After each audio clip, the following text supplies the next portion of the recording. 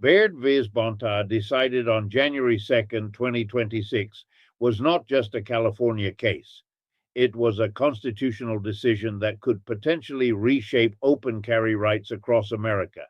Understanding this case is critical because the legal reasoning could be applied to open carry restrictions in other states. The core holding of Baird versus Bonta is straightforward. California's absolute ban on open carry in counties with more than 200,000 population is unconstitutional under the Second Amendment and under the framework established in New York State Rifle and Pistol Association versus Bruen. That's the key principle. But here's what makes it important nationally.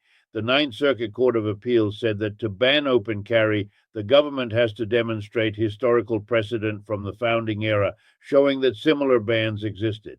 California tried to use an 1865 Louisiana statute about carrying on plantations and an 1771 New Jersey statute about hunting as evidence that open carry bans have historical roots. The Baird panel rejected this analysis. They said these historical statutes didn't actually support California's modern ban because they applied to private land not open to the public, or they were enacted with discriminatory intent to disarm black citizens after the Civil War, making it a discriminatory law enacted for oppression, not neutral property protection, or they were about hunting regulations, not public carry bans. The court said California failed the Bruen test. The panel's analysis was thorough and it was convincing to the two-judge majority. Only one judge dissented. This reasoning matters in other states because multiple states have open carry restrictions.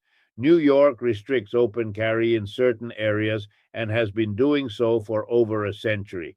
New Jersey restricts it as well. Connecticut restricts it. Hawaii restricts it, which is currently being litigated at the Supreme Court in Wolford versus Lopez. If these states try to defend their restrictions using the same historical arguments California used, they'll likely lose because the Baird panel already rejected those arguments. The domino effect is already happening. Gun rights organizations are citing Baird in legal challenges to open carry restrictions in other states. Federal judges are citing Baird as persuasive authority. The case is creating national momentum towards striking down open carry bans. Second Amendment organizations are preparing lawsuits in multiple states using Baird's reasoning. But here's the complication. The Second Circuit, which covers New York, Connecticut, and Vermont, hasn't yet ruled on whether Baird is binding on their decisions. There's a potential circuit split between the Ninth Circuit and the Second Circuit on this issue. If they split, meaning they reach opposite conclusions, the Supreme Court might eventually take another case to resolve the conflict. That creates more litigation and more uncertainty.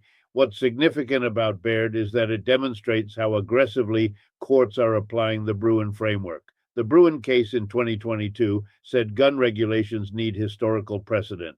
But courts have disagreed on how strict that requirement is. Should historical precedent be nearly identical to modern regulations, or can it be broadly analogous? The Baird panel interpreted Bruen strictly. They said California's historical examples had to be much closer to the modern ban to justify it.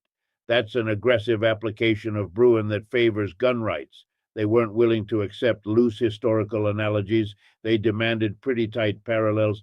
Other courts might interpret Bruen differently. Some courts have upheld gun regulations by finding looser historical analogs. Some courts have struck down regulations by requiring very strict historical parallels. Baird is on the strict end of that spectrum. It's one of the most gun rights friendly interpretations of Bruen we've seen from a circuit court. For your specific state, you need to understand whether your state has open carry restrictions and whether your state is in a circuit that's likely to apply Baird's reasoning. If you're in the Ninth Circuit, Baird is binding authority. Your state's open carry restrictions are probably vulnerable. Gun rights organizations will likely sue, and courts will likely strike down those restrictions based on Baird's precedent. If you're in the Second Circuit, Baird isn't yet binding, but it's persuasive authority. Federal judges in your state might follow Baird's reasoning. They might not. You're in legal uncertainty until your circuit addresses the issue. That uncertainty is particularly acute for New York and Connecticut residents. If you're in another circuit entirely, Baird is neither binding nor persuasive in the same way. Your circuit court will make its own determination about how to apply Bruen. but Baird is likely to influence that analysis. Judges reading Baird will see the panel's careful historical analysis and might follow similar reasoning. The national implication is significant. If Baird stands and isn't reversed on an en banc rehearing, and if other circuit courts follow Baird's reasoning, we could see open carry restrictions struck down across the country. That would be a massive shift in gun carry rights. It would mean you could open carry in cities in California, New York, New Jersey, Connecticut, and many other states where it's currently prohibited. The uncertainty comes because we don't know if California will successfully petition for an en banc rehearing that overturns Baird. We don't know if the Supreme Court will eventually take the case. We don't know how other circuit courts will apply Baird's reasoning. What we do know is that Baird established a constitutional principle that strict historical precedent is required for open carry bans. That principle is now part of case law. That principle will influence future decisions. If you live in a state with open carry restrictions, you're potentially living under a law that's vulnerable to legal challenge based on Baird's reasoning. That creates uncertainty. It creates opportunity for litigation. It creates potential for your carry rights to change fundamentally. Understanding Baird versus Bonta is understanding the current state of Second Amendment jurisprudence in America.